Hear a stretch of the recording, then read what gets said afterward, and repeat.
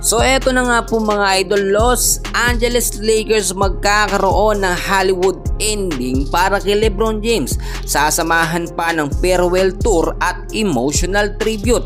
Eto na ang pagtatapos ng era ni LeBron James sa Los Angeles Lakers at aalamin din natin kung saan kupanan sakali mapupunta itong si LeBron James after niya dito sa Lakers. Kung bago ka lang, please huwag mo nakakalimutan na mag-like and subscribe. Maraming salamat po mga kaibigan. Ang dami pong nalungkot na mga fans ng Lakers, no? At yung mga libo-libot milyong-milyong fans, ito nga pong si LeBron James. Ano nga ba yung nangyayari sa loob ng Lakers mga kaibigan at bakit ganito matatapos na ang era nito nga pong si LeBron dito sa Lakers? So unang-una, nagkaroon po kasi ng contract situation, no? Pinili ho ni LeBron James yung 52 million player option po niya para po sa taon ng 2025 hanggang 2026 season. Pero ang Lakers po, no, ay hindi siya inopera ng contract extension. So problema ito mga kaibigan. Para kay LeBron James, no, first time po ito nangyari sa career niya na hindi po siya i-extend ng kontrata. Syempre, pag sinabi natin LeBron James, caliber player yan, star player yan mga kaibigan, hindi yan basta-basta na player lamang na kung sino-sino. Kaya napakalabo yung nangyayari ngayon sa Lakers na hindi nila in-extend ng kontrata nito nga pong si LeBron. Alam nyo mga kaibigan, sa Lakers, si LeBron talaga ang halos nagdadala. Pero ewan ko na lang kung bakit anong pumasok sa utak itong si Rob Pelinka at naisipan nila yung ganyan, hindi nila pinaglaban po etong si LeBron. So yung nangyayari naman ngayon ay gumagawa ng panibagong era ang Lakers, no? Dito naman po kay Luka Doncic era. Ang Lakers po ay nakuha itong si Luka at nagkaroon yan ng tinatawag na blockbuster trade, no? Nangyari na yan mga kaibigan. At after po nito, more on magpo-focus ang Los Angeles Lakers sa pag-hype or mas pagbibigay ng mahabang oras, no, or pagbibigay ng atensyon dito nga po kay Luka Doncic, kasi ang pinaka tinatawag natin na franchise player ng Lakers sa ngayon. At kung titignan po ninyo, ano yung naging response nitong si LeBron James after yung ganitong sitwasyon.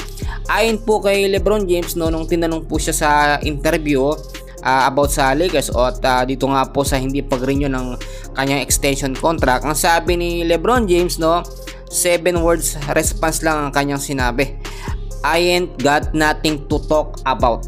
So wala siyang dapat sabihin mga kaibigan about dito sa nangyaring sitwasyon na ito, no? Talagang nanahimik na lamang siya, pero syempre sa loob-loob niya masakit yung ginawa nga po ng Lakers sa kanya. So bukod dun mga kaibigan, no, kumpirmado na yan at ito na siguro yung huling era ni LeBron James dito nga po sa Lakers. Huling season na rin, magkakaroon po ng tinatawag na Hollywood ending. May kasamang farewell tour at emotional tributes. Nakakalungkot yan. Ang tanong, no, ay magbabalik pa ba or lilipat ng ibang koponan itong si LeBron James at saang team naman kung sakasakali.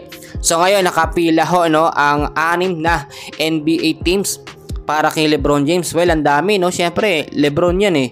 Hindi naman yan basta-basta player lamang eh. Unahin na natin ang Golden State Warriors. Potential na trade package po ang mangyayari. Kasama po itong si Jimmy Butler, no, to Los Angeles Lakers. At kasama din si Jonathan Kuminga. Possibly po yan mga kaibigan. At ipe-pair po o pagpaparisi naman itong si LeBron James at Stephen Curry ito nga po sa Golden State Warriors. Kaya yung Golden State Warriors mga kaibigan, may chance na kunin nila si LeBron. Yung pangalawang kupunan naman, Dallas Mavericks mga kaibigan, at aalisin kasi, no, mawawala yung duo nito nga pong si Luka at LeBron. Ngayon naman sa Dallas Mavericks, posibleng makatandem ulit ni LeBron ito nga pong si Anthony Davis mga kaibigan. Alam naman natin, no, talagang sanggan dikit yan. At yung chemistry nila magkasama, ibang iba. At yung pangatlo, Cleveland Cavaliers, no. Ito yung sinasabi natin na posibleng magkaroon si LeBron ng reunion with his hometown team. Ito nga pong Cleveland Cavaliers.